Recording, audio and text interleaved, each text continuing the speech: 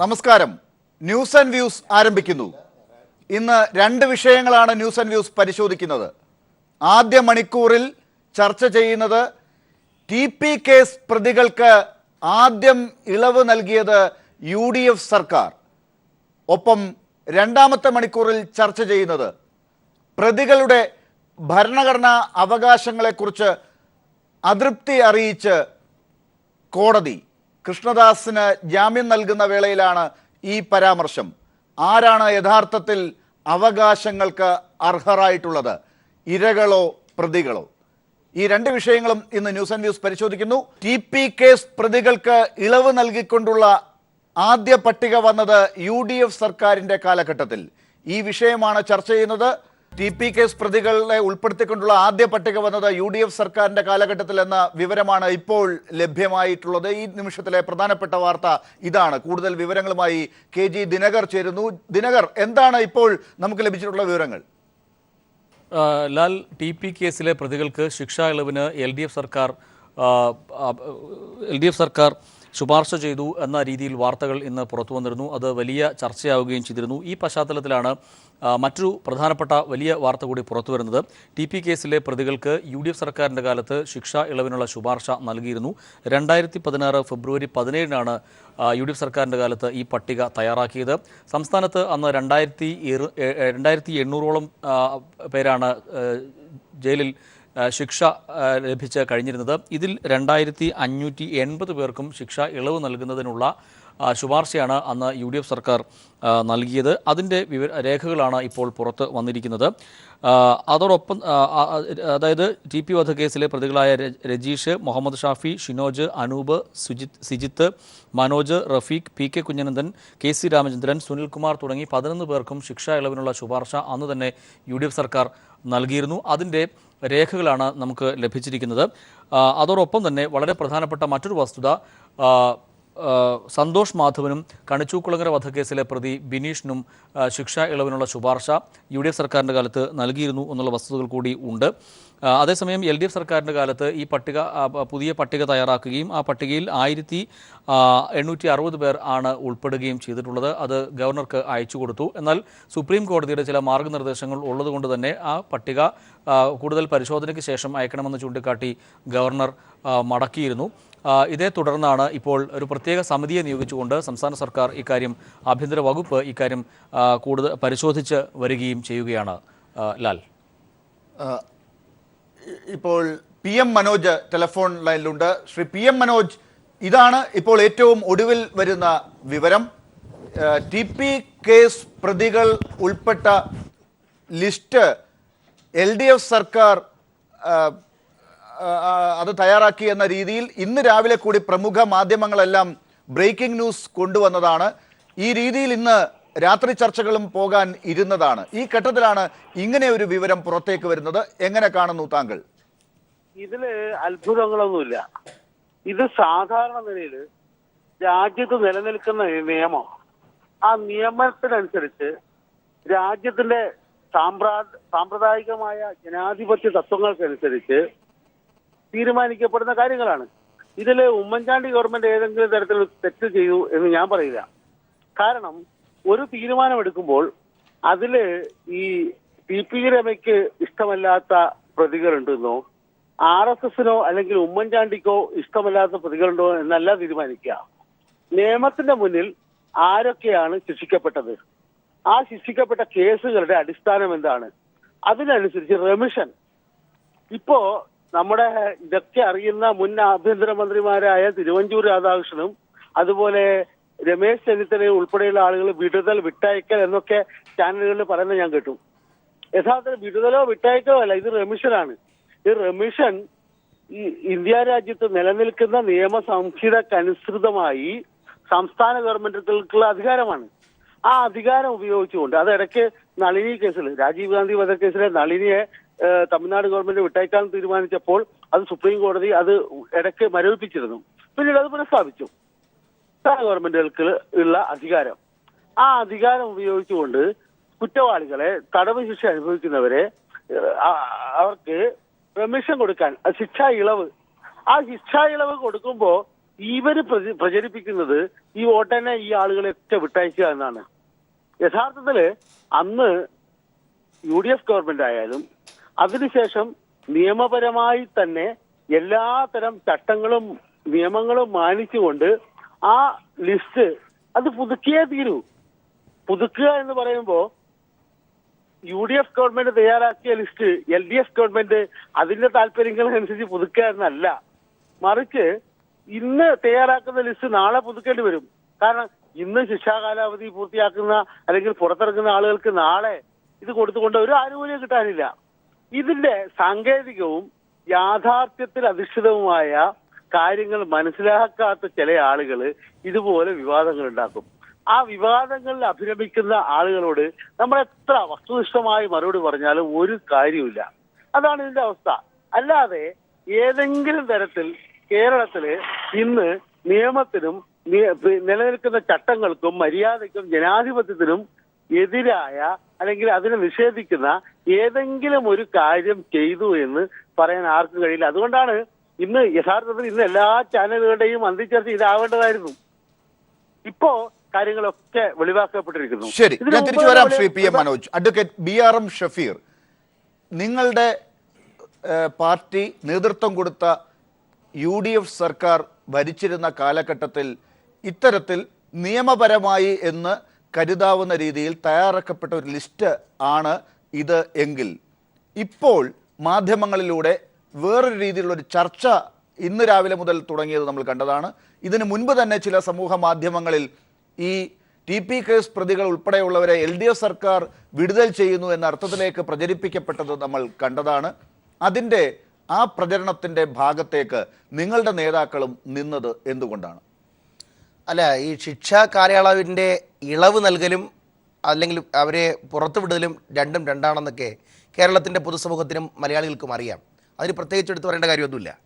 പക്ഷേ ഇവിടെ സംഭവിച്ചത് ഉമ്മൻചാണ്ടി സർക്കാരിൻ്റെ കാലത്തെ ലിസ്റ്റാണ് ഈ ലിസ്റ്റെന്ന് പറഞ്ഞ് തെറ്റിദ്ധരിപ്പിക്കുന്നതും ഞങ്ങൾ പ്രത്യേകിച്ച് ലിസ്റ്റ് തയ്യാറാക്കിയിട്ടില്ല എന്ന് പറയുന്നതും ഉള്ള സാങ്കേതിക പ്രശ്നങ്ങളിലാണ് UDF തെറ്റുകൾ ചൂണ്ടിക്കാണിച്ചത്. മാത്രമല്ല, ഈ ശിക്ഷാ ഇളവ് കൊടുക്കണം എന്നുള്ളത് സർക്കാരിന് നിക്ഷിപ്തമായിരിക്കുന്ന ഭരണഘടനാപരമായിട്ടുള്ള അവകാശം തന്നെയാണ്, ഞങ്ങൾക്ക് തർക്കമില്ല. പക്ഷേ ഈ ലിസ്റ്റ് തയ്യാറാക്കിയ ശ്രീമാൻ ഉമ്മൻചാണ്ടിയാണ് എന്ന് വരുത്താനുള്ള എവരുടെ ശ്രമത്തെയാണ് റെക്കോർഡ് കൊണ്ട് ഞങ്ങൾ പൊളിക്കുന്നത്. എന്താ കാര്യം? ഡോക്ടർ ലാൽ എൻ്റെ കയ്യിൽ ഒരു സംഭവരിപ്പുണ്ട്. അതിനകത്ത് 21/2/2000 നിങ്ങൾ എടുത്തെടുത്ത് കാണിക്കുന്നുണ്ടാവുമല്ലോ. 21/2/2017 ജില്ലാ റൈറ്റ് ടു ഇൻഫർമേഷൻ ആക്ട് അനുസരിച്ച് അതിൻ്റെ ഓഫീസർ നൽകിയ ലിസ്റ്റിലെ ഓഫീസർ നൽകിയ പേപ്പറിലെ രണ്ടാമത്തെ വാചകം ഇങ്ങനെയാണ്: 1911 തടവുകാർക്ക് കേരളത്തിലെ 60ാം വാർഷികം പ്രമാണിച്ചുകൊണ്ട് ശിക്ഷ ഇളവ് നൽകാൻ തീരുമാനിച്ചു. വെറുതെ വിടുന്നല്ല, ഇളവ് നൽകാൻ തീരുമാനിച്ചു. എന്നിട്ട് പറയുന്നു, അതിൽ ശ്രീ കൊടി സുനിയും KK രാമചന്ദ്രനും കുഞ്ഞനന്തനും കിർമാണി മനോജും TK രജീഷും ഒക്കെ ഉണ്ട് എന്നുള്ളതാണ് രണ്ടാമത്തെ പോയിന്റ്. മൂന്നാമത്തെ പോയിന്റ്, ഈ രണ്ടാമത്തെ പോയിന്റ് എവിടെ നിന്നാണ് കിട്ടിയത്? അല്ല, അതിനകത്തുള്ളതാണ്. ഈ ലിസ്റ്റിനകത്ത് ഈ പേരുകൾ താങ്കൾ കണ്ടതാണ്. അതാണ് അതിലെ പ്രശ്നം. ഈ വിവരാവകാശ നിയമപ്രകാരം അദ്ദേഹത്തിന്റെ പേര് B. Kumaran Nair, public information officer, jail ആസ്ഥാനം. B. കുമാരൻ നായർ കൊടുത്ത വിവരാവകാശം പ്രകാരം കൊടുത്ത മറുപടിയിലെ രണ്ടാമത്തെ പോയിന്റ് ഉണ്ട്. KC രാമചന്ദ്രൻ, കുഞ്ഞനന്ദൻ, സിനോജ്, സുനി, അജീഷ്, ഷാഫി, സിനോജ് എന്നിവർ ഉൾപ്പെടെ. BRM ഷഫീർ, ഞാൻ താങ്കളുടെ ശ്രദ്ധ ആ കാര്യത്തിൽ ഒന്നുകൂടെ കൊണ്ടുവരാൻ ശ്രമിക്കുകയാണ്. എൻ്റെ ധാരണ അനുസരിച്ച് ഈ വിവരാവകാശം ചോദിച്ചിരിക്കുന്നത് ഈ ഇളവ് നൽകുക അല്ലെങ്കിൽ വിടുതൽ കൊടുക്കുക അല്ലെങ്കിൽ റെമിഷൻ എന്ന് നിങ്ങളൊക്കെ അങ്ങോട്ടും ഇങ്ങോട്ടും പറഞ്ഞുകൊണ്ടിരിക്കുന്ന ഈ വാചകത്തിലുള്ള ഈ പ്രതികൾ ഒക്കെ തുടക്കത്തിൽ പരിഗണിക്കപ്പെട്ടിരുന്നോ? ഈ പറയുന്ന രീതിയിലേക്ക് പുറത്തേക്ക് വിടുന്നതിന് വേണ്ടി പരിഗണിക്കപ്പെട്ടിരുന്നോ എന്ന ലിസ്റ്റിൽ ഇവരെല്ലാവരും ഉണ്ടായിരുന്നു. അതെല്ലാം 2016 ഫെബ്രുവരി മാസത്തിൽ നിങ്ങളുടെ പാർട്ടി അധികാരത്തിൽ ഇരുന്ന കാലഘട്ടത്തിൽ കൊടുത്ത ലിസ്റ്റാണ്. അതിനകത്ത് പിന്നീട് LDF സർക്കാർ മാനദണ്ഡങ്ങൾ പാലിച്ചുകൊണ്ട് ഇളവുകൾ അല്ലെങ്കിൽ ഈ റെമിഷൻ അല്ലെങ്കിൽ വിടുതൽ നൽകുന്നതിന് വേണ്ടി തയ്യാറാക്കപ്പെട്ട ലിസ്റ്റിനകത്ത് ഇപ്പോൾ മനസ്സിലാകുന്നത് ഈ വാർത്തയനുസരിച്ച് കൊടി സുനിയും കിർമാണി മനോജും ഇല്ല എന്നുള്ളതാണ്. എങ്കിൽ പിന്നെ ജില്ലാ ഇൻഫർമേഷൻ ഓഫീസർ കുമാരൻ നായർക്കെതിരെ പ്രോസിക്യൂഷൻ നടപടി. ചോദ്യം എന്താണ് ആ ഇൻഫർമേഷൻ ഓഫീസറോട് ചോദിച്ചത് എന്നുകൂടി നോക്കൂ താങ്കൾ. ഒരു മിനിറ്റ്. രണ്ടാമത്തെ കാര്യം, ഇതിനകത്ത് നിങ്ങൾ ആദ്യം മനസ്സിലാക്കേണ്ടത് ഉമ്മൻചാണ്ടി സർക്കാർ കൊടുത്ത ലിസ്റ്റിൽ ഈ പറയപ്പെടുന്ന കൊടിയുമില്ല, കിർമാണിയുമില്ല, രജീഷുമില്ല, ആരുമില്ല. അത് ഇടതുപക്ഷ സർക്കാർ കൂട്ടിച്ചേർത്ത് തന്നെയാണ്, ഇനി തർക്കിക്കേണ്ട കാര്യമില്ല. ശ്രീ അഡ്വക്കേറ്റ് BRM ഷഫീർ, ഈ ചർച്ചയിൽ നിന്ന് പോകുന്നത് വരെ താങ്കൾ എന്തെങ്കിലും പറയാനാണ് ഉദ്ദേശിക്കുന്നത്? ഞാൻ കരുതുന്നില്ല. എന്റെ കയ്യിലിരിക്കുന്ന റെക്കോർഡാണ് പറയുന്നത്. അതിന് 2016 ഫെബ്രുവരി മാസം UDF സർക്കാർ തയ്യാറാക്കിയ ലിസ്റ്റിൽ ഇവരുടെ പേരില്ല. TP കേസിലെ പ്രതികൾ ആരും തന്നെ ഇല്ല എന്നാണോ ഞാൻ പറയുന്നു? സന്തോഷ് മാധവൻ ഇല്ല എന്നാണോ? സന്തോഷ് മാധവൻ ഇല്ല എന്നാണോ? ഞാൻ പറയാം. അതിനകത്ത് ആകെ ഉണ്ടായിരുന്നത്, അവിടുത്തെ ഒരു തർക്കം ഉണ്ടായിരുന്നത്, മണിച്ചൻ സ്പിരിറ്റ് കേസിലെ മണിച്ചൻ നേരിട്ട് കൊടുത്ത അപേക്ഷ ജില്ലാ ജഡ്ജി അധ്യക്ഷനായിട്ടുള്ള സമിതി നടപടിക്രമങ്ങൾ പാലിച്ചില്ല എന്ന് പറഞ്ഞുകൊണ്ട് തള്ളി. ആ ലിസ്റ്റ് ഉൾപ്പെടുത്താൻ പറ്റില്ല എന്ന് പറഞ്ഞുകൊണ്ട് ഉമ്മൻചാണ്ടി സർക്കാർ നേരത്തെ കൊടുത്ത കൊടി സുനി അഡ്വക്കേറ്റ് BRM ഷഫീർ, എന്റെ ചോദ്യം ഇതാണ്. നമുക്ക് ചുരുക്കം സമയമേ ഉള്ളൂ. പറയൂ. എന്റെ ചോദ്യം, ഫെബ്രുവരി മാസം 2016 UDF സർക്കാർ തയ്യാറാക്കിയ ലിസ്റ്റിനകത്ത് TP കേസ് പ്രതികളിൽ ആരുമില്ല എന്നും സന്തോഷ് മാധവൻ ഇല്ല എന്നും നിഷാം ഇല്ല എന്നുമാണോ താങ്കൾ പറഞ്ഞു? ഞാൻ സന്തോഷ് മാധവന്റെ കാര്യവും പറയുന്നില്ല. ഞാൻ ആവർത്തിച്ചു പറയുന്നു, 27/12/2016 ക്യാബിനറ്റ് ഉമ്മൻചാണ്ടിയുടെ ക്യാബിനറ്റ് അല്ല. അഡ്വക്കേറ്റ് BRM ഷഫീർ എന്തിനാണ് ആവശ്യമില്ലാത്ത ചോദ്യങ്ങൾ കൊണ്ടുവരുന്നത്? എന്റെ ചോദ്യം ഇന്ന് എല്ലാ മാധ്യമങ്ങളും കൈരളി പീപ്പിൾ മാത്രം പുറത്തുവിട്ട വാർത്തയല്ല ഇത്. ഈ വാർത്തയനുസരിച്ച് UDF സർക്കാർ 2016 ഫെബ്രുവരിയിൽ ഇല്ല, ഞാൻ ചോദിക്കട്ടെ, ഒരു മിനിറ്റ് അഡ്വക്കേറ്റ് BRM ഷഫീർ. 2016 ഫെബ്രുവരി മാസത്തിൽ UDF സർക്കാർ തയ്യാറാക്കിയ ലിസ്റ്റ് എന്ന് പറയുന്നത് അന്തിമമായി വിടുതൽ ചെയ്യാൻ നിങ്ങൾക്ക് പിന്നീട് ജനങ്ങൾ അനുവാദം തരാത്തത് കൊണ്ട് നിങ്ങൾക്ക് അത് സാധിച്ചില്ല. പക്ഷെ നിങ്ങൾ തയ്യാറാക്കിയ ലിസ്റ്റിൽ ഞാൻ ഈ പറഞ്ഞ ആരും തന്നെ ഇല്ല എന്നാണോ പറയുന്നത്? ഞാൻ ഇപ്പോഴും പറയുന്നു, ഒറ്റ ഉത്തരം ദയവായി, ഈ പറയുന്ന ആളുകളുടെ പേരില്ല എന്നാണോ അങ്ങ് പറയുന്നത്? ഉമ്മൻചാണ്ടി സർക്കാർ അതിനകത്ത് ശിക്ഷാ ഇളവ് കൊടുക്കുന്ന കാര്യത്തിൽ തർക്കമുണ്ടായിരുന്നത് ഞാൻ ഇപ്പോഴും പറയുന്നു. അത് നിങ്ങളുടെ പാർട്ടിക്കകത്തുള്ള തർക്കം ആർക്കും അറിയില്ല. നിങ്ങളുടെ പുറത്ത് അടുക്കളപ്പുറങ്ങളിലുള്ള വർത്തമാനമൊന്നും ഇവിടെ ആർക്കും കേൾക്കണ്ട. ഇപ്പോഴുള്ള ചോദ്യങ്ങളാണ് 2016 ഫെബ്രുവരി മാസത്തിൽ തയ്യാറാക്കിയ ഔദ്യോഗികമായ റിപ്പോർട്ടിനകത്ത്, ആ പറയുന്ന പട്ടികയ്ക്കകത്ത് ഇപ്പോൾ എല്ലാ മാധ്യമങ്ങളും ഇത് പുറത്തേക്ക് വിടുന്നതുണ്ടെങ്കിൽ അത് നിയമപരമല്ലാത്തതാണെങ്കിൽ നിങ്ങൾക്ക് അത് കോടതിയിൽ ചോദ്യം ചെയ്യേണ്ട ആ ഒരു ആർജവം കാണിക്കണം. ആ റിപ്പോർട്ട് അങ്ങനെ ഇല്ലെങ്കിൽ, അങ്ങനെ ഒരു പട്ടിക ഇല്ലെങ്കിൽ, ഈ പട്ടികയിൽ ഈ പറഞ്ഞ പേരുകാർ ആരുമില്ല എന്നാണോ അങ്ങ് ഇപ്പോൾ തർക്കിക്കുന്നത്? ഞാൻ ഇപ്പോഴും തർക്കിക്കുന്നു. ഞാൻ പറഞ്ഞു തരാം. ഈ സർക്കാർ കൊടി സുനി ഉൾപ്പെടെയുള്ളവർക്ക് ഇളവ് നടുക്കാൻ എടുത്ത തീരുമാനം ക്യാബിനറ്റ് ഉമ്മൻചാണ്ടിയുടേതല്ല. അത് ചോദ്യം ക്യാബിനറ്റ് അതാണോന്നല്ല, ഏത് പേന എന്നുള്ളതല്ല, അതിന്റെ അടിയിൽ ഒപ്പിട്ട പേന ഏതെന്നുള്ളതല്ല ചർച്ച. 2016 ഫെബ്രുവരിയിൽ 2016 ഫെബ്രുവരിയിൽ ആരുടെ സർക്കാരാണ് ഇവിടെ? 2016 ഫെബ്രുവരിയിൽ എന്റെ ചോദ്യത്തിന് ഉത്തരം തരും. അങ്ങെന്തുകൊണ്ടാണ് ഞാൻ കയറി പിടിക്കുന്ന ഈ ചോദ്യത്തിൽ അങ്ങ് പിടി തരാത്തത് എന്തുകൊണ്ടാണ്? ഞാൻ കയറി പിടിക്കുന്ന ഈ ചോദ്യത്തിൽ പിടി തരാത്തത് എന്തുകൊണ്ടാണ്? അഡ്വക്കേറ്റ് BRM ഷഫീർ, 2016 ഫെബ്രുവരി മാസം ആരാണ് ഇവിടുത്തെ മുഖ്യമന്ത്രി? ആ ലിസ്റ്റിൽ ഇവരുടെ പേര് ഇളവുമായി ബന്ധപ്പെട്ടില്ല. അത് മണിച്ചന്റെ പേര്. എന്തുമായി ബന്ധപ്പെട്ടാണുള്ളത്? ഇളവുമായി ബന്ധപ്പെട്ടില്ല. എന്തുമായി ബന്ധപ്പെട്ടാണ് ഇവരുടെ പേര് അവിടെ ഉള്ളത്? ഇവിടെ കൊടി സുനി കടന്നു വരുന്നത് 27 പറയാം. ഇതൊന്നുമല്ല. എന്റെ ചോദ്യത്തിന് ഉത്തരം തരാൻ അങ്ങ് എന്തെങ്കിലും പറഞ്ഞിട്ട് എന്താണ് കാര്യം? ഇന്നത്തെ പ്രധാനപ്പെട്ട ചർച്ച ഇതാണ് സാർ. ഇന്നത്തെ പ്രധാനപ്പെട്ട ചർച്ച ഇതാണ് സാർ. ഇന്ന് രാവിലെ മുതൽ എല്ലാ മാധ്യമങ്ങളിലും വരുന്ന ഒരു വാർത്ത LDF സർക്കാർ ഇളവ് നൽകിയ പേരുകളാണ്.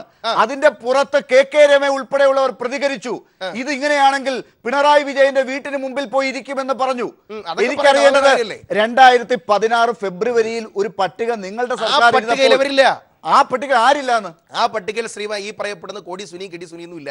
അതിന് പറയുന്ന രണ്ടാമത്തെ പേരുകാരനെ എനിക്കറിയില്ല. ആദ്യം പറഞ്ഞ കൊടി സുനി ഉണ്ട്, കിർമാണി മനോജ് ഉണ്ട്, മറ്റെല്ലാവരും ഉണ്ട്, സന്തോഷ് മാധവൻ ഉണ്ട്. ചന്ദ്രബോസിന്റെ പേരിൽ അന്ന് നടത്തിയ ചർച്ച നമുക്കറിയാം. ചന്ദ്രബോസ് വധക്കേസിലെ നിഷാമിന്റെ പേരിൽ നമ്മൾ നടത്തിയ ചർച്ച എത്രമാത്രം കേട്ടതാണ്, അന്ന് വന്നതാണ്. ആ ചർച്ചയിലുണ്ടായിരുന്ന ആ നിഷാമിനെ പോലും വിടാനാണ് ആ പട്ടികയിൽ ഉണ്ടായിരുന്ന പേരിൽ ഒരാൾ നിഷാം കൂടിയാണ്. ബഹളം വെക്കേണ്ട ഡോക്ടറെ. നിഷാം അന്ന് കാപ്പ കേസിലുള്ളതിനാൽ, കാപ്പ എഫക്റ്റീവ് ആയതിനാൽ ഒരു കാരണവശാലും അദ്ദേഹത്തിന് ഇളവ് സംബന്ധിച്ച് ഒരു ശുപാർശ കൊടുക്കാൻ പോലും കഴിയാത്തവണ്ണം നിയമത്തിന്റെ അന്വേഷിച്ചപ്പോൾ ഇതിലെ മൂന്നാമത്തെ ഞാൻ പറയുന്നതൊന്ന് കേൾക്കൂ. ഈ പറയുന്ന കാര്യങ്ങളൊക്കെ നിങ്ങൾ പട്ടിക തയ്യാറാക്കി അന്വേഷിച്ചു ചെന്നപ്പോൾ ഇവർക്ക് പലർക്കും ഇളവ് കൊടുക്കാൻ പറ്റില്ല എന്ന് കണ്ടെത്തി. ആര്? അത് പിന്നീട് LDF സർക്കാർ അധികാരത്തിൽ വന്നപ്പോൾ അവരും കണ്ടെത്തി. എന്റെ അതിനുശേഷം കൊടുക്കാൻ പറ്റുന്നവർക്ക് മാത്രം ഇളവ് കൊടുത്തുകൊണ്ടൊരു പുതിയ പട്ടിക ഇറങ്ങിയപ്പോൾ നിങ്ങൾ തയ്യാറാക്കിയ 2800 പകരം 1800 ചില്ലറ മാത്രമേ ഉണ്ടായുള്ളൂ. ഏറ്റവും അവസാനം ഞാൻ അങ്ങയിലേക്ക് തിരിച്ചു വരാം. താങ്കളിലേക്ക് ഇപ്പോൾ എത്താം. ശ്രീ SR ശക്തിധരൻ, ഇപ്പോൾ ഈ വിഷയം വളരെ പ്രമുഖമായി ചർച്ച ചെയ്യപ്പെടുന്നതിന് കാരണം LDF സർക്കാർ TP വധക്കേസിലെ പ്രതികളെ എല്ലാവരെയും പുറത്ത് കൊണ്ടുവരാൻ ശ്രമിക്കുന്നു എന്ന രീതിയിൽ വാർത്തകളും ചർച്ചകളും കൊണ്ടുവരുന്നു.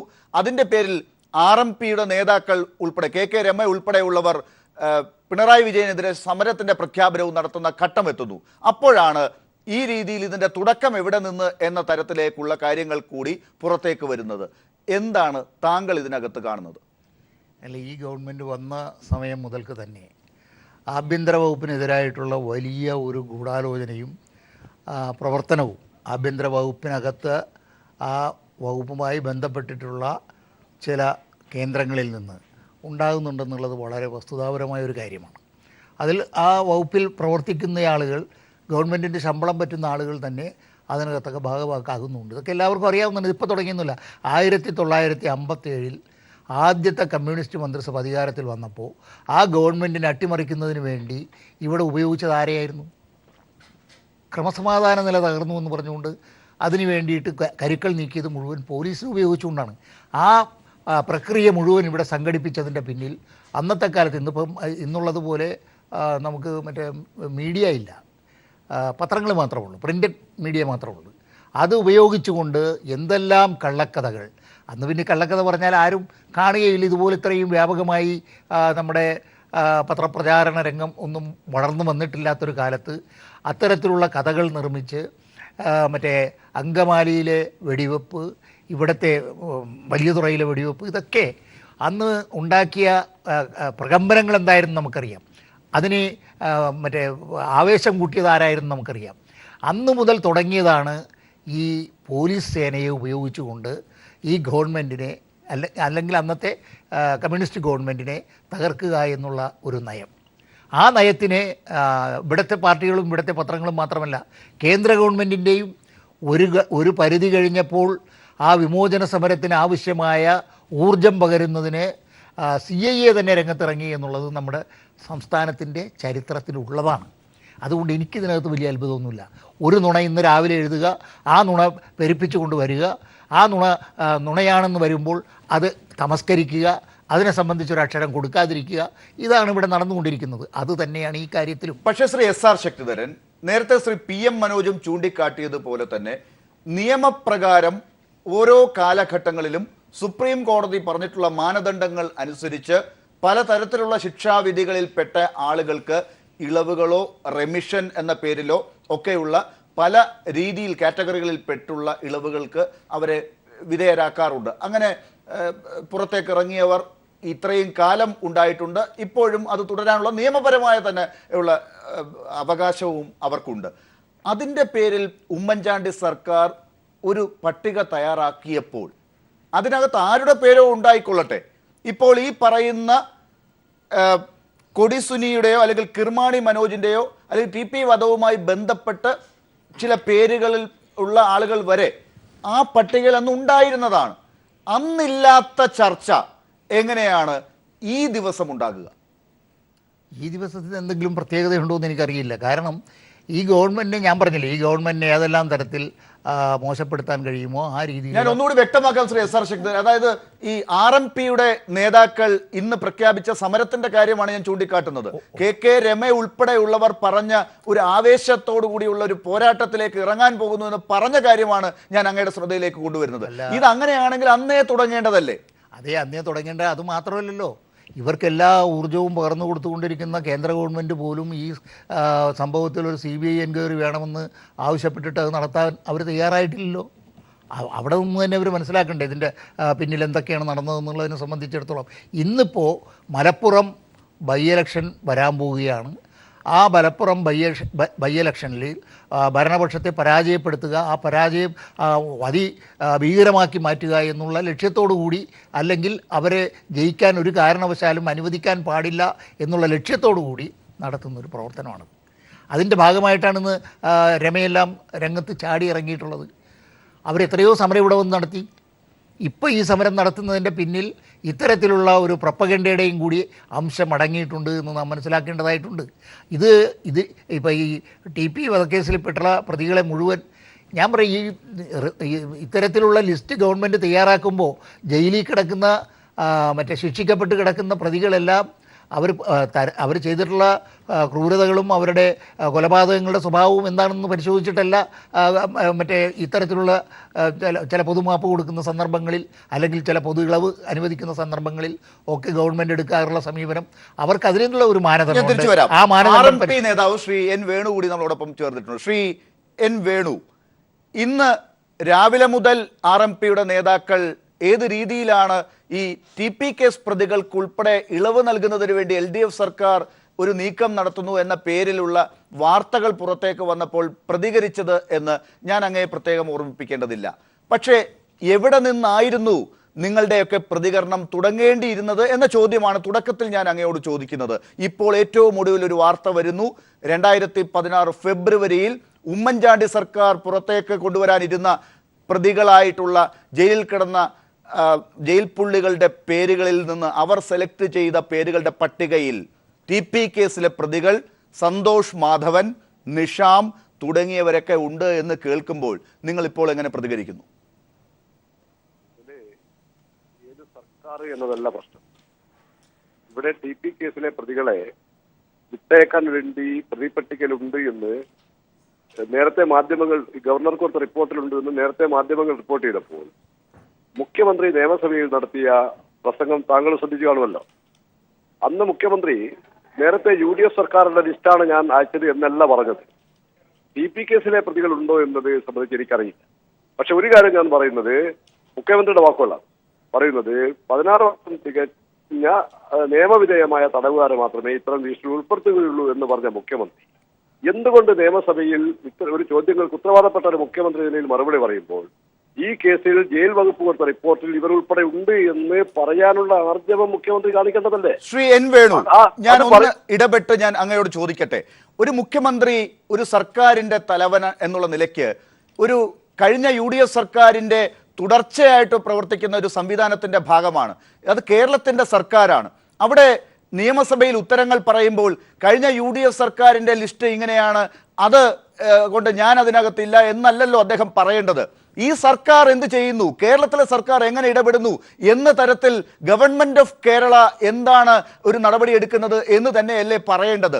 ആ ഘട്ടത്തിൽ അദ്ദേഹം UDF സർക്കാരിനെ കുറ്റപ്പെടുത്തിയില്ല എന്നതൊരു പോരായ്മയായി കാണേണ്ടതുണ്ടോ? അല്ല, അങ്ങനെയല്ലല്ലോ സാധാരണ മറുപടി പറഞ്ഞിരുന്നത്. മന്ത്രി AK ബാലൻ ഉൾപ്പെടെ പറഞ്ഞ മറുപടികൾ വിവാദമാണല്ലോ. UDFന്റെ ഗർഭമാണ്, അത് ഞങ്ങളുടെ ഗർഭമല്ലായിരുന്നു. അപ്പൊ ഇത് സംബന്ധമായി ഒരു മുഖ്യമന്ത്രി മറുപടി വരുമ്പോൾ സ്വാഭാവികമായി UDFനെ പറഞ്ഞില്ലെങ്കിൽ പറയണ്ട, ഈ ലിസ്റ്റിൽ ഇവരുണ്ട് എന്ന്. ഒരു കാര്യം ഞാൻ ഓർമ്മിപ്പിക്കുന്നത്, കേരളത്തിലെ ജയിൽ വകുപ്പ് തയ്യാറാക്കുന്ന ഒരു ലിസ്റ്റ് അത് മുഖ്യമന്ത്രിയും ആഭ്യന്തര വകുപ്പും അറിയാതെ അത് ഗവർണർക്ക് എത്തും എന്ന മണ്ടത്തരം കേരളത്തിൽ ആരെങ്കിലും വിശ്വസിക്കും? ശ്രീ N വേണു, അത് നമ്മൾ ചർച്ച ചെയ്യേണ്ട കാര്യം തന്നെ. പക്ഷെ എന്റെ ഇപ്പോഴത്തെ ചോദ്യം, നമ്മൾ എല്ലാ ദിവസവും ഇതുപോലെയുള്ള വാർത്തകൾ ചർച്ച ചെയ്യുന്നുണ്ട്. കഴിഞ്ഞ ദിവസം വരെ ചർച്ച ചെയ്തത് ഈ അങ്ങ് പറഞ്ഞ അർത്ഥത്തിൽ LDF സർക്കാർ, പിണറായി വിജയൻ സർക്കാർ TP വധ കേസിലെ പ്രതികളെ എങ്ങനെ കൈകാര്യം ചെയ്യുന്നു, ഇപ്പോൾ ഇളവ് കൊടുക്കുന്നുണ്ടോ എന്നത് തന്നെയാണ്. പക്ഷെ ആ ചർച്ചയിൽ പിണറായി വിജയൻ സർക്കാരിനോട് അങ്ങ് ഉൾപ്പെടെയുള്ള ആളുകൾ, RMP ഉൾപ്പെടെയുള്ള ആളുകൾ ചോദിക്കുന്ന അതേ ചോദ്യം പക്ഷേ ഈ വാർത്ത വരുമ്പോൾ അതിന് മുൻപ് തന്നെ തയ്യാറാക്കപ്പെട്ട പട്ടികയിൽ ഉണ്ടെങ്കിൽ അവരോടും ഇതേ വികാരത്തോടു കൂടി നിങ്ങൾ ചോദിക്കേണ്ടതല്ലേ? തീർച്ചയായിട്ടും ഏത് ഗവൺമെന്റ് എന്നല്ല പ്രശ്നം. ഒരു കോടതി ശിക്ഷിച്ച പ്രതികളെ രാഷ്ട്രീയ താല്പര്യങ്ങൾ വെച്ചുകൊണ്ട്, മറ്റു താല്പര്യങ്ങൾ വെച്ചുകൊണ്ട് യഥേഷ്ടം വിട്ടയക്കുക എന്ന് പറയുന്നത് നമ്മുടെ നീതി സംവിധാനത്തിനെ, നമ്മുടെ സിസ്റ്റത്തെ ആകെ തകർക്കുന്നതാണ്. ഈ ഗവൺമെന്റ് വന്നതിന് ശേഷം പ്രത്യേകിച്ചും ഈ ഗവൺമെന്റ് TP കേസിലെ പ്രതികളെ വിട്ടയക്കുക എന്ന് പറയുന്നത് ഈ ഗവൺമെന്റും പാർട്ടിയും ഈ കേസുമായി ബന്ധപ്പെട്ടുള്ള അങ്ങേയറ്റം അഭേദ്യമായ ബന്ധങ്ങളുണ്ട്. ശരിയാണ്. ശ്രീ N വേണു ചൂണ്ടിക്കാട്ടിയതുപോലെ, താങ്കൾ ചൂണ്ടിക്കാട്ടിയതുപോലെ CPM-നും പിണറായി വിജയൻ സർക്കാരിനും TP വധക്കേസിലെ പ്രതികളുമായി ഈ പറഞ്ഞ രീതിയിലുള്ള പ്രതിപക്ഷത്തിനുള്ള ബന്ധമല്ല ഉണ്ടാകുക എന്നുള്ളത് എല്ലാവരും സമ്മതിക്കും. അതാണ് ഇത്തരം വാർത്തകൾ വരുമ്പോൾ പിണറായി വിജയൻ സർക്കാർ ഉത്തരം പറയേണ്ടി വരുന്നത്, CPM ഉത്തരം പറയേണ്ടി വരുന്നത്. അത് ഞാൻ അങ്ങയുടെ ഭാഗത്തുണ്ട്. പക്ഷേ അങ്ങനെയാണെങ്കിൽ നിങ്ങൾ ഇപ്പോൾ ഇത്രയും കാലം നിങ്ങളുടെ കൂടെ ഉണ്ടായിരുന്നവർ എന്ന് TPക്ക് നീതി കൊടുക്കാൻ വേണ്ടി നിന്നവർ എന്ന് പറഞ്ഞ് നിങ്ങളെ സമരത്തിൻ്റെ വേദിയിൽ കൂടെ കൊണ്ട് നടന്നവർ എന്ന് പറയുന്ന UDFന്റെ നേതാക്കളും കഴിഞ്ഞ സർക്കാരിൻ്റെ മുഖ്യമന്ത്രിയും ഒക്കെ നിങ്ങളെ പറ്റിക്കുകയായിരുന്നു എന്നെങ്കിലും തിരിച്ചറിയേണ്ട ഘട്ടമല്ലേ ഇത്? ഇതൊക്കെ നിങ്ങളുടെ അഭിപ്രായമാണ്. ഞങ്ങളെ സഹായിക്കാനും ഞങ്ങളെ ഭാഗമാണ് എന്ന പരാമർശം തന്നെ തെറ്റാണ്. ഞങ്ങൾ ഒരു പ്രശ്നത്തിന്റെ അടിസ്ഥാനമാണ് നിലപാടുകൾ. അതുകൊണ്ട് ആ നിലപാടെടുത്ത് എല്ലാം UDFന്റെ ഗവൺമെന്റ് ഇതെല്ലാം ശരിയാണെന്ന അഭിപ്രായം അന്നും ഇന്നും ഞങ്ങൾക്ക് അത് സംബന്ധമായി ഓരോ ഘട്ടത്തിലും ഞങ്ങൾ നിലപാട് സ്വീകരിച്ചിട്ടുണ്ട്. അപ്പോ ഇത് സംബന്ധമായി UDFും LDFും തമ്മിൽ ഒത്തുതീർപ്പുകളെ സംബന്ധിച്ച് ഞങ്ങൾ വളരെ ഇതുപോലെ ചർച്ചകൾ ചർച്ച ചെയ്തിട്ടുണ്ട്. പരസ്പരം ഒത്തുതീർപ്പ് രാഷ്ട്രീയം കേരളത്തിൽ എത്രമാത്രം വന്നു എന്നതിനെ സംബന്ധിച്ച് എത്രമാത്രം ആഴമുണ്ട് എന്നതിനെ സംബന്ധിച്ചും നാം ചർച്ച ചെയ്തിട്ടുണ്ട്. അതുകൊണ്ട് ഇവിടെ പ്രശ്നം ഗവൺമെന്റിനെ സംബന്ധിച്ചിടത്തോളം ഇത്തരമൊരു പ്രതികളെ വിട്ടയക്കുന്ന കാര്യത്തിൽ എന്താണ് അഭിപ്രായം? ശരിയാണോ തെറ്റാണോ? ഗവൺമെന്റ് പറയണോ CPIM പറയണോ? ഇത്തരത്തിൽ കൊടും ക്രിമിനലുകളായ ആളുകളെ ഏത് ഗവൺമെന്റ് UDFോ LDFോ XY അതല്ല പ്രശ്നം. വിട്ടയക്കുന്ന നിലപാട് ശരിയാണോ തെറ്റാണോ? ശരി, ആ ചോദ്യം CPM നേതാക്കളോട് ചോദിക്കാം, കോൺഗ്രസ് നേതാക്കളോട് ചോദിക്കാം. ഒരു ചോദ്യം കൂടി ഈ ഘട്ടത്തിൽ അങ്ങയോട് ഞാൻ ചോദിക്കുന്നത്, ഈ പ്രതികളെയൊക്കെ വിട്ടയക്കുന്നതിന് വേണ്ടി സുപ്രീം കോടതി പോലും പറഞ്ഞിട്ടുള്ള നിയമങ്ങൾക്കനുസരിച്ച് മാനദണ്ഡങ്ങൾക്ക് വിധേയമായി പ്രവർത്തിച്ചു എന്നാണ് നേരത്തെ മുൻ ആഭ്യന്തരമന്ത്രി തിരുവഞ്ചൂർ രാധാകൃഷ്ണൻ ഞങ്ങളുടെ ചർച്ചയിൽ പറഞ്ഞത്. അതുപോലെ തന്നെ അതിൻ്റെ തുടർച്ചയായി വന്ന സർക്കാരും ഈ മാനദണ്ഡങ്ങൾ നോക്കിയാണ് കാര്യങ്ങൾ നിശ്ചയിക്കുക. അവർക്ക് തോന്നിയതുപോലെ ആരെയും പുറത്തേക്ക് വിടാൻ സാധിക്കില്ല. അതുകൊണ്ടാണല്ലോ ഈ നിങ്ങൾ പറയുന്ന പേരുകാർക്ക് ആർക്കും തന്നെ ഇപ്പോഴും പുറത്തിറങ്ങാൻ ആത്യന്തികമായി സാധിക്കാതെ പോയിട്ടുള്ളത്. അപ്പോൾ ഇവിടെ മാനദണ്ഡങ്ങൾ പാലിച്ച് പുറത്തേക്ക് വിടാനുള്ള നടപടിക്രമങ്ങൾ പാലിച്ചുകൊണ്ട് പ്രതികളെ കഴിഞ്ഞ സർക്കാരും ഇപ്പോഴത്തെ സർക്കാരും പേരുദോഷമുണ്ടാക്കാതെ ശ്രമിക്കുന്നുണ്ടെങ്കിൽ, അതിനകത്ത് ജയിൽ വകുപ്പോ പോലീസോ അമിത താല്പര്യത്തിൽ പല പേരുകളും ഇടുന്നുണ്ടെങ്കിൽ അതിലെന്താണ് സംഭവിച്ചത് എന്നുള്ളത് കൃത്യമായി നിരീക്ഷിച്ച് മനസ്സിലാക്കേണ്ട സാവകാശം ഇപ്പോഴും ഉണ്ടെന്നല്ലേ ഈ കൺഫ്യൂഷൻ ഇപ്പോൾ ഉണ്ടായതിൽ നിന്ന് മനസ്സിലാക്കേണ്ടത്? അല്ല, അതിന് സാവകാശത്തിന്റെ പ്രശ്നമല്ല. ഈ വാർത്ത ഉണ്ടായ ഉടനെ തന്നെ പറയാം, ഗവൺമെന്റ് ഇതിനെ സംബന്ധിച്ച് ഈ അഭിപ്രായമല്ല ഉള്ളത്. നിയമപരമല്ലാത്ത ഇത്തരം ലിസ്റ്റുകൾ ആരാണോ ഉണ്ടാക്കി? നിയമം ഗവൺമെന്റിന് മാത്രമല്ലല്ലോ ബാധകം. നിയമം നടപ്പിലാക്കേണ്ട ജയിൽ വകുപ്പിലെ ഉദ്യോഗസ്ഥര്, ജയിൽ സൂപ്രണ്ടിന് ബാധകമുണ്ട്, ജയിൽ DGPക്ക് ബാധകമുണ്ട്, അതുപോലെ ആഭ്യന്തര വകുപ്പ് കൈകാര്യം ചെയ്യുന്ന ആഭ്യന്തര സെക്രട്ടറി ഉൾപ്പെടെയുള്ള ആളുകൾക്ക് ബാധകമുണ്ട്. അവരുടെ കൈകളിലൂടെ പോകുന്ന ഒരു ലിസ്റ്റ് അത് നിയമവിരുദ്ധമാണ്, സുപ്രീം കോടതിയുടെ ഡയറക്ഷന് വിരുദ്ധമാണ് എന്ന് കണ്ടെത്തിയാൽ ആ ലിസ്റ്റ് ഗവൺമെന്റിന് സമർപ്പിച്ചതിന് വേണ്ടി ഈ ഗവൺമെന്റ് എന്താണ് നടപടിയെടുക്കാൻ പോകുന്നത്? ശരി, ഞാൻ തിരിച്ചു വരാം. എന്തായാലും ഒരു ഇടവേളയിലേക്ക് എനിക്ക് പോകേണ്ടതുണ്ട്. നിയമപരമല്ലെങ്കിൽ സർക്കാരിന് മറുപടി പറയേണ്ടി വരും. അത് ഏത് സർക്കാരാണെങ്കിലും മറുപടി പറയേണ്ടി വരും. അതിന്റെ ഉദ്യോഗസ്ഥർക്ക് ആ കാര്യത്തിൽ കൃത്യമായി ഏത് വകുപ്പനുസരിച്ചാണ് ഓരോ പേരുകൾ നിശ്ചയിക്കപ്പെട്ടത് എന്ന് പറയേണ്ടി വരും. പക്ഷേ അതിനകത്ത് രാഷ്ട്രീയമായി എതിർദശയിൽ നിൽക്കുന്ന ആളുകളെ ഈ ലിസ്റ്റിനകത്തേക്ക് ഉൾപ്പെടുത്താൻ ശ്രമിക്കുമ്പോൾ അതിന് ആരാണ് യഥാർത്ഥത്തിൽ തുടക്കം കുറിച്ചത് എന്ന ചർച്ചയ്ക്ക് രാഷ്ട്രീയ പ്രാധാന്യമുണ്ട്. അത് കുറച്ചുകൂടി വ്യക്തമാക്കപ്പെടേണ്ടതുമുണ്ട്. അഡ്വക്കേറ്റ് BRM ഷഫീർ, താങ്കൾ തുടക്കത്തിൽ പറഞ്ഞ താങ്കൾക്ക് സംശയമുണ്ടായിരുന്ന ലിസ്റ്റ് ഇപ്പോൾ എൻ്റെ കൈവശം ലഭ്യമായിട്ടുണ്ട്. നിങ്ങളുടെ നേതൃത്വത്തിലുള്ള സർക്കാർ ഉണ്ടായിരുന്ന കാലഘട്ടത്തിൽ തയ്യാറാക്കിയ ലിസ്റ്റിലുണ്ടായിരുന്ന പേരിൽ മനോജ് കുമാർ ഏലിയാസ് കിർമാണി മനോജ്, അതുപോലെ സുനിൽ കുമാർ, കൊടി സുനിയാണ്, son of Surendran, Rajeesh TK, Shinoj son of Achuthan, Muhammad Shafi, ഇതൊക്കെ TP കേസിലെ പ്രതികളാണ് സർ. ഇതാണ് നിങ്ങളുടെ സർക്കാരിന്റെ കാലഘട്ടത്തിൽ തയ്യാറാക്കിയ പട്ടിക. ഇത് നിങ്ങൾ എന്തിനു തയ്യാറാക്കിയ പട്ടികയാണ്? എന്നെ ഇടയ്ക്കറണ്ട. ഇത് ഈ പറയപ്പെടുന്ന ആളുകളുടെ പേരിൽ ജില്ലാ തലത്തിലുള്ള ജയിൽ അതോറിറ്റി തയ്യാറാക്കിയ ഒരു കരട് ലിസ്റ്റ് ഗവൺമെന്റ് കൊടുക്കുന്നു. ഗവൺമെന്റ് ക്യാബിനറ്റിൽ വെച്ചുകൊണ്ട് ഇത് അങ്ങനെയൊന്നും പറയരുത് സാർ. എല്ലാ സർക്കാരിന്റെ കാലഘട്ടത്തിലും ജയിൽ വകുപ്പ് കൊടുക്കുന്ന ഒരു പട്ടിക തന്നെയാണ് കൊടുക്കുക. അങ്ങനെയല്ല, അതാണ് ക്യാബിനറ്റ് അംഗീകരിക്കുക, അതാണ് ഗവർണർക്ക് പോകുക. അങ്ങനെ ഉണ്ടായ ഒരു പട്ടികയാണിത്.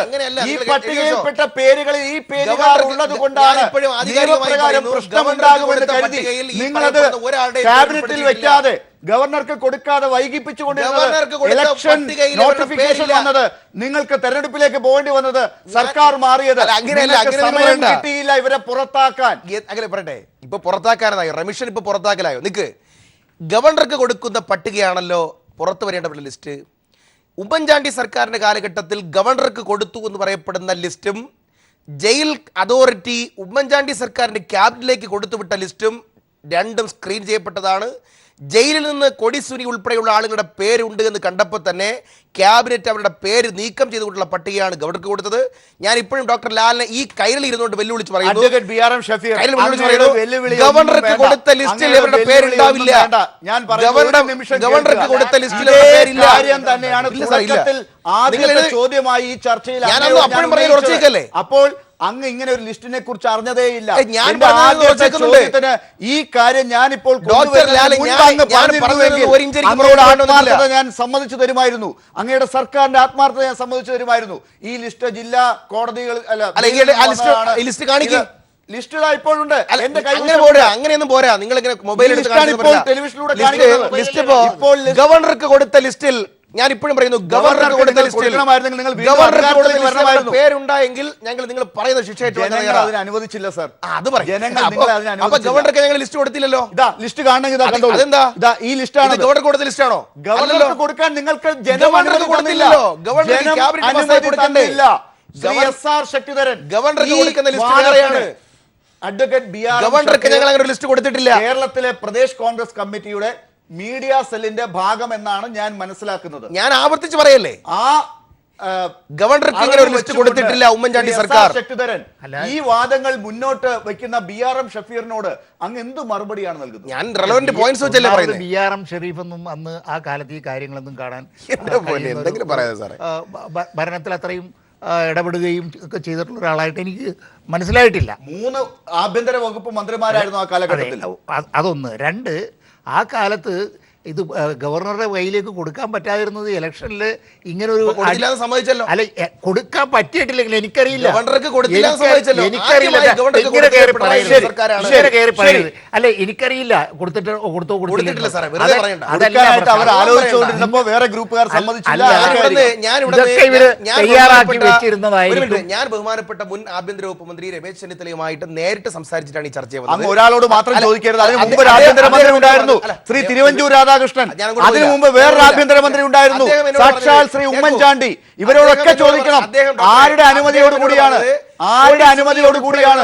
ഇനി ആഭ്യന്തര വകുപ്പ് മന്ത്രി അറിയാതെ ശ്രീ അഡ്വക്കേറ്റ് BRM ഷഫീർ കേൾക്കൂ, അഡ്വക്കേറ്റ് BRM ഷഫീർ കേൾക്കൂ. UDF സർക്കാരിന്റെ കാലഘട്ടത്തിൽ ഈ പറയപ്പെടുന്ന കൊടിസുനി ഉൾപ്പെടെയുള്ളവരുടെ പേരുൾപ്പെടുത്തിക്കൊണ്ടൊരു ലിസ്റ്റ് ഞങ്ങളുടെ UDF സർക്കാർ കൊടുത്തിട്ടില്ല. അങ്ങനെ കൊടുത്തു എങ്കിൽ ആ ലിസ്റ്റ് നിങ്ങൾ കാണിക്കണം. ഗവൺമെന്റിലേക്ക് വന്ന ഞങ്ങൾ കൊടുത്തിട്ടില്ല. UDF സർക്കാരിന്റെ കാലഘട്ടത്തിൽ ഇത് കേൾക്കൂ ഒരു മിനിറ്റ്. നിങ്ങളുടെ ഉമ്മൻചാണ്ടി മുഖ്യമന്ത്രിയായിരുന്ന കാലഘട്ടത്തിൽ, ശ്രീ രമേശ് ചെന്നിത്തല ആഭ്യന്തര വകുപ്പ് മന്ത്രിയായിരുന്ന കാലഘട്ടത്തിൽ തയ്യാറാക്കപ്പെട്ട ലിസ്റ്റാണ്, സർക്കാരിന്റെ ലിസ്റ്റാണ് ഞാനിപ്പോൾ ഇവിടെ കാണിച്ചുകൊണ്ടിരിക്കുന്നത്. ഈ ലിസ്റ്റ് എവിടെ, നിങ്ങളുടെ പാർട്ടി ഓഫീസിൽ നിന്ന് പുറത്തേക്ക് വന്ന ലിസ്റ്റ് അല്ല, നിങ്ങളുടെ പാർട്ടി ഓഫീസിൽ ലിസ്റ്റ് അല്ല. ശരി, അങ്ങനെയാണെങ്കിൽ ഞാൻ ചോദിക്കട്ടെ ശ്രീ BRM ഷഫീർ ഒന്ന് ചോദിക്കാൻ സമ്മതിക്കൂ. നിങ്ങളുടെ ആഭ്യന്തര വകുപ്പ് ഉണ്ടായിരുന്ന സമയത്ത്, നിങ്ങളുടെ മുഖ്യമന്ത്രി ഉണ്ടായിരുന്ന സമയത്ത് ഈ ജില്ലാ ജയിലൊക്കെ പുറത്തുനിന്ന് ആളുകൾ വന്നാണോ ഭരിച്ചുകൊണ്ടിരുന്നത്? ആണെങ്കിൽ തന്നെ അങ്ങനെയാണെങ്കിലല്ലേ ഇങ്ങനെ ഒരു ലിസ്റ്റ് നിങ്ങൾ അറിയാതെ വരുള്ളൂ. ഞാനിപ്പോ എന്റെ നിലപാടിൽ മാറ്റമില്ല. ഞാൻ ഇപ്പോഴും പറയുന്നു, കൊടിസുനി ഉൾപ്പെടെയുള്ള ഈ പറയപ്പെടുന്ന TP ചന്ദ്രശേഖരൻ കേസിലെ കൊലപാതക കേസിലെ പ്രതികളുടെ ലിസ്റ്റ് എപ്പോഴെങ്കിലും ഗവർണറുടെ മുമ്പിൽ ശിക്ഷാ ഇളവിനായി കൊടുത്തിട്ടുണ്ടെങ്കിൽ അത് 27/12/2016 പിണറായി സഖാവിൻ്റെ ക്യാബിനറ്റിലെ തീരുമാനം നമ്പർ 5 ആദ്യമായിട്ടാണ് അങ്ങനെ വന്നത്. ഞങ്ങൾക്ക് ജില്ലാ ജയിൽ അധികൃതർ പലതരത്തിലുള്ള ശുപാർശകൾ തന്നു. ഞങ്ങൾ അത് ലിസ്റ്റ് ഔട്ട് വെച്ചെങ്കിൽ കൊടുക്കേണ്ടി വന്നിട്ടില്ല, കൊടുത്തിട്ടുമില്ല. അതുകൊണ്ട് തന്നെ ആദ്യമായി ഗവർണറുടെ മുമ്പിൽ കൊടിസുനിയുടെ ഇളവ് കൊടുക്കണമെന്ന് പറഞ്ഞ ലിസ്റ്റ് 27/12/2016 സഖാവ് പിണറായി വിജയന്റെ ഗവൺമെന്റിലെ 5ാമത്തെ തീരുമാനം PSC നിയമനങ്ങൾ അങ്ങനെയാണെങ്കിൽ അങ്ങേക്ക് സൗകര്യമുള്ള ലിസ്റ്റ് മാത്രം എടുത്താൽ പോരാ. പുറത്തേക്ക് വന്ന ആളുകളുടെ ലിസ്റ്റ് ആരൊക്കെയാണ്? പുറത്തേക്ക് വന്ന ലിസ്റ്റ് ആരുടേതൊക്കെയാണെന്ന് മാത്രം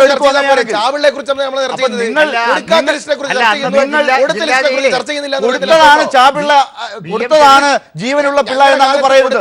പുറത്തേക്ക് വന്നവർക്കാണ് ജീവനുള്ള പിള്ളമാർ. LDF സർക്കാരിന്റെ കാലഘട്ടത്തിൽ പുറത്തേക്ക് ഇളവ് കിട്ടിയോ റെമിഷന്റെ പേരിലോ പുറത്തേക്ക് വന്നിട്ടുള്ളവർ നിയമപ്രകാരമല്ലാത്തവരാണെങ്കിൽ നിങ്ങൾക്ക് ചോദ്യം ചെയ്യാം. ഇവർക്ക് പക്ഷേ ഇവരിന്ന് ഈ പുറത്തൊന്നും ലിസ്റ്റ് പോകുന്നില്ല. ഇപ്പോൾ മാധ്യമങ്ങൾ ചർച്ച ചെയ്യുന്നത് അല്ലെങ്കിൽ കെ രമയ്ക്ക് പിണറായി വിജയന്റെ വീട്ടുപടിക്കലേക്ക് പോകാൻ ആവേശമുണ്ടാക്കുന്ന തരത്തിലുള്ള ഒരു വാർത്ത കൊണ്ടുവന്ന ലിസ്റ്റ് എന്ന് പറയുന്ന തരത്തിലുള്ള ലിസ്റ്റ് മാത്രമാണെങ്കിൽ അത്രയും പ്രാധാന്യമുള്ള ലിസ്റ്റ് തന്നെയാണ് നിങ്ങളുടെ കാലഘട്ടത്തിലും ചർച്ച ചെയ്യപ്പെട്ടത്. കാലഘട്ടത്തിൽ ഞാൻ അങ്ങനെ പെട്ടെന്ന് ഒരു തിരിച്ചു ലിസ്റ്റ് വരാം. ശ്രീ എസ്.ആർ. ശക്തിധരൻ, കഴിഞ്ഞ UDF സർക്കാരിന്റെ കാലഘട്ടത്തിൽ അവർ തയ്യാറാക്കിയ പട്ടികയിൽ അത് ഏത് അറ്റം വരെ ഉണ്ടായിരുന്നു എന്നും എവിടെ നിന്ന് തുടങ്ങി എന്ന കാര്യത്തിലും BRM ഷഫീർ ഒരു സാങ്കേതികമായ തർക്കങ്ങളിലേക്ക് കടക്കുകയാണ്. പക്ഷേ ഒരു പട്ടിക ആ കാലഘട്ടത്തിൽ തയ്യാറാക്കപ്പെട്ടതിനകത്ത് 2800 പേരുടെ പേരുകളാണ് ഉണ്ടായിരുന്നത്. അതിൽ നിന്ന് 1000-ഓളം പേരെ പല മാനദണ്ഡങ്ങൾ പ്രകാരം സുപ്രീം കോടതി പറഞ്ഞതുമനുസരിച്ച് മാത്രം പുറത്തേക്ക് വിടാൻ പറ്റുന്നത് എന്ന നിലയിലേക്ക് തയ്യാറാക്കപ്പെട്ട പുതിയ പട്ടികയ്ക്കകത്ത് 1800 പേർ മാത്രമേ ഉണ്ടായിരുന്നുള്ളൂ. അപ്പോൾ നമ്മൾ അന്വേഷിച്ച് ചെന്ന് കഴിഞ്ഞാൽ പല പല താല്പര്യങ്ങളാൽ അന്ന് തയ്യാറാക്കപ്പെട്ട 2800 പേരുണ്ട്. ഞാൻ ഒന്നുകൂടി അങ്ങയുടെ ഈ ചർച്ചയിൽ ഇതുവരെ പ്രധാനമായി വരാതിരുന്ന ഒരു കാര്യം പറയട്ടെ. UDF സർക്കാർ അന്ന് പുറത്തേക്ക് പോകുന്ന ഘട്ടത്തിൽ വളരെയധികം ചർച്ച ചെയ്യപ്പെട്ടതാണ് ഈ സന്തോഷ് മാധവന്റെ പേരിൽ ഭൂമി പതിച്ചു കൊടുക്കുന്ന കാര്യത്തിൽ ഉൾപ്പെടെയുള്ള തർക്കങ്ങളൊക്കെ. ഈ സന്തോഷ് മാധവന്റെ പേര് വരെ അന്ന് പുറത്ത് വരാനിരുന്നവരുടെ പേരിലുണ്ടായിരുന്നതാണ്. നിഷാമിന്റെ പേര് അന്ന് വലിയ രാഷ്ട്രീയ ചർച്ച ഉണ്ടായിരുന്നതാണ്.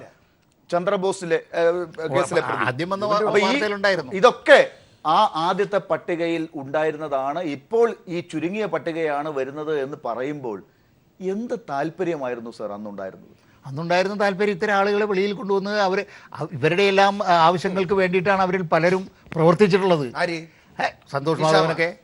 സന്തോഷ് മാധവനൊക്കെ ഭൂമി വാങ്ങിക്കൂട്ടിയത് മാർക്സിസ്റ്റുകാർക്ക് വേണ്ടിയിട്ടാണ്, ഒന്നുമല്ല നിങ്ങളുടെ ആളുകൾക്കൊക്കെ വേണ്ടിയിട്ടായിരുന്നു. ഇതൊക്കെ ഈ രാജ്യത്ത് എല്ലാവർക്കും അറിയാം.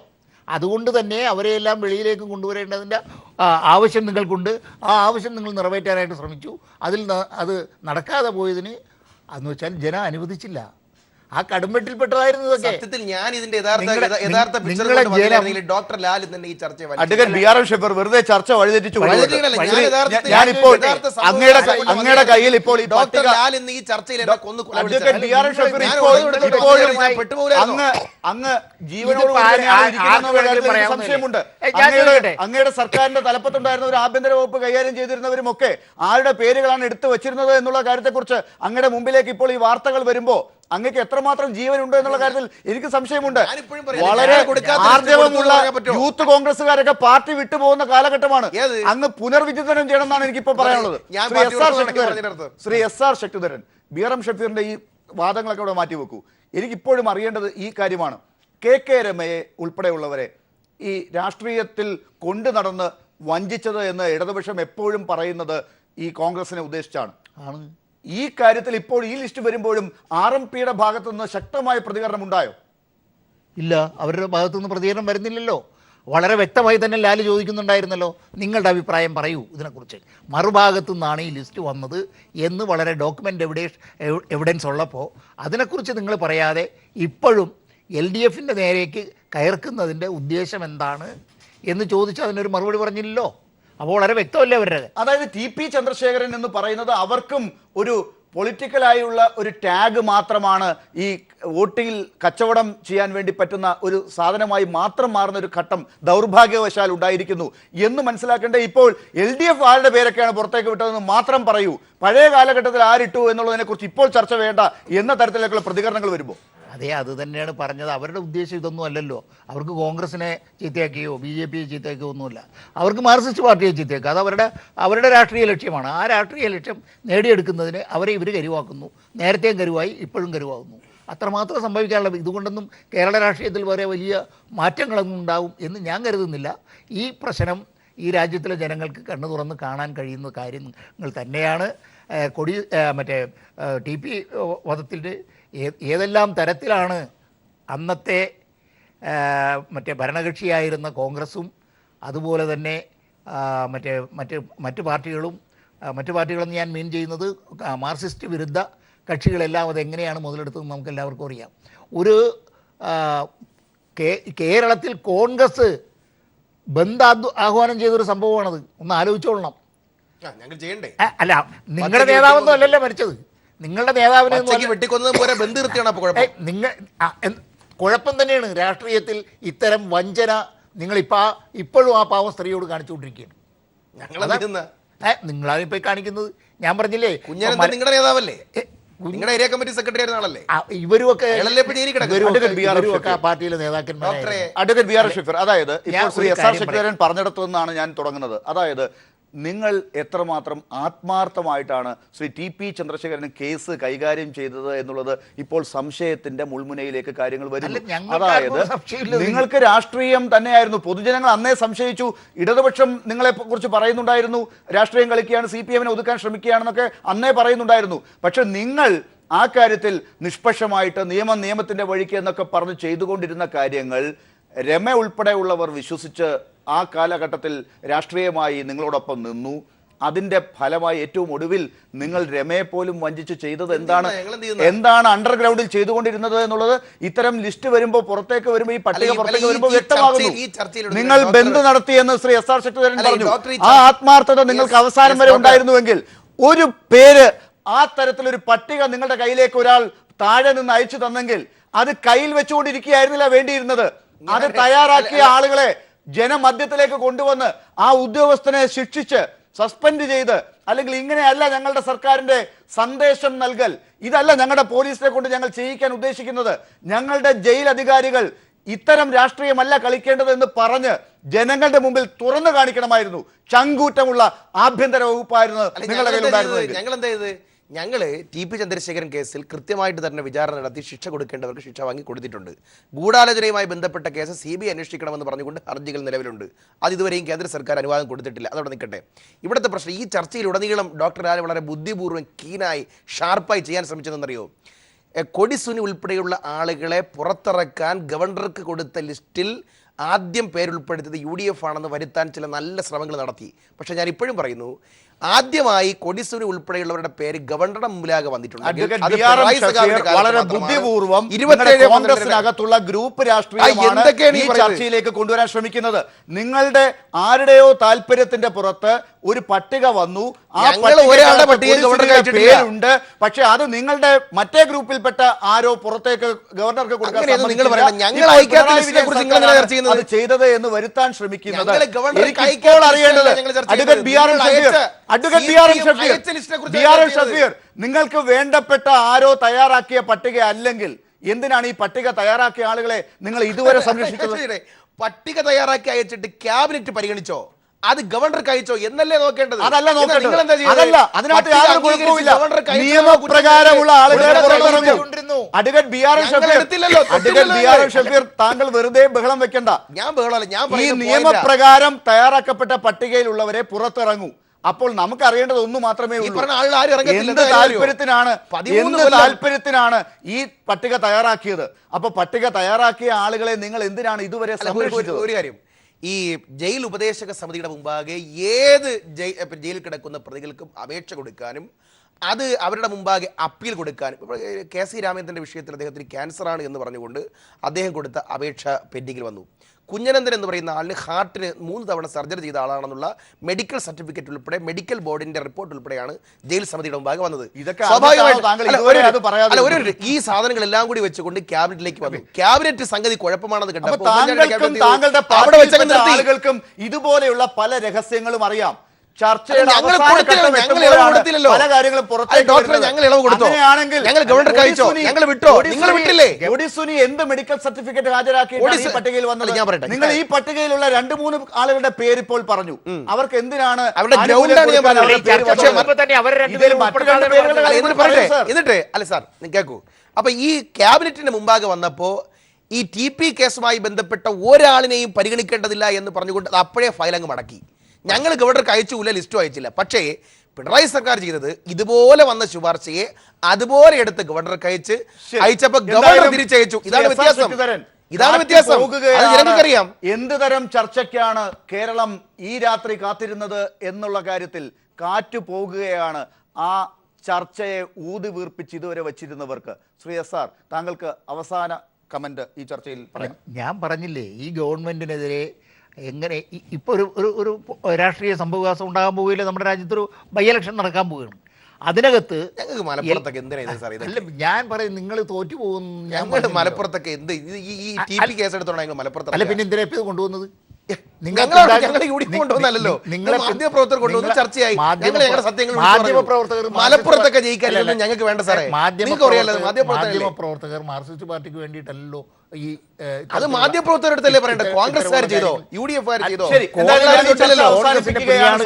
പരിമിതി കൊണ്ട് മാത്രം എന്തായാലും TP കേസിലെ പ്രതികളുടെ പേരുകൾ എവിടെ നിന്നാണ് തുടങ്ങിയത് ഈ ഇളവുകൾ അപേക്ഷിച്ചുകൊണ്ട് എന്നുള്ള കാര്യത്തിൽ ആ പട്ടിക കയ്യിൽ കിട്ടിയ ആഭ്യന്തര വകുപ്പും അന്നത്തെ മുഖ്യമന്ത്രിയും എന്തുകൊണ്ട് പട്ടിക തയ്യാറാക്കിയ ആ ഭാഗത്തെ ഇതുവരെ സംരക്ഷിച്ചു നിർത്തി എന്നതും ഒക്കെ ഇനിയുള്ള ദിവസങ്ങളിലാണ് ചർച്ചയിലേക്ക് വരിക. ഈ ചർച്ച ഇവിടെ അവസാനിക്കുകയാണ്. ഇനി 2-ാം മണിക്കൂറിലെ ചർച്ചയിൽ ഭരണഘടനാപരമായ അവകാശങ്ങൾ പ്രതിക്ക് വേണമെന്ന് പറയുന്നവർ ഇരയെ മറക്കുന്നത് എന്തുകൊണ്ട് എന്ന് കൃഷ്ണദാസ് കേസിൽ ഈ ന്യൂസ് ആൻഡ് വ്യൂസ് അന്വേഷിക്കുന്നു.